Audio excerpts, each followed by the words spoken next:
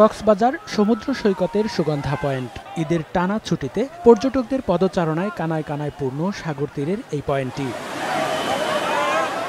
শুধু সুগন্ধা পয়েন্ট নয়, সমুদ্র সৈকতের বাকি ৬টি পয়েন্টেও একই দৃশ্য। ঘুরতে আসা হাজার হাজার পর্যটক এখন মাতোয়ারা সমুদ্র সৈকতে। শিশু থেকে শুরু করে বৃদ্ধ সব বয়সের মানুষের মিলন মেলায় পরিণত হয়েছে সাগর তীর। খুব ভালো, প্রথম অনুভূতি তো খুব এনজয় করছি, খুব ভালো লাগছে। ফ্যামিলি সহ এসে অনেক আনন্দ করছি। এখানে অনেক মজা লাগছে, এসে স্নান করেছি আমরা এখানে।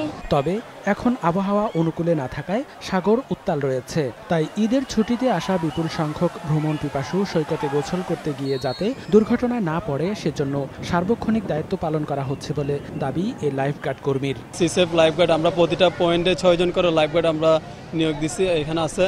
সো এদেরকে নিরাপত্তা দেওয়ার জন্য আমরা কাজ করতেছি। আর টুরিস্ট পুলিশের এই কর্মকর্তা জানালেন, বিপুল সংখ্যক পর্যটকদের নিরাপত্তা দিতে তাদের হিমশিম খেতে হচ্ছে। প্রত্যেকটা পয়েন্টেই আমাদের পুলিশ মোতায়েন রয়েছে এবং এখানে পর্যটকরা স্বাচ্ছন্দ্যে ঘোরাফেরা করছে। হোটেল মালিক সমিতির দেয়া তথ্য মতে ঈদুল আজহার ছুটিতে গত দুদিনে কক্সবাজারে লক্ষাধিক পর্যটক এসেছেন।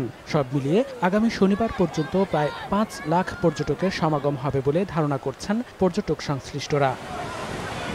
সময় সংবাদ, কক্সবাজার।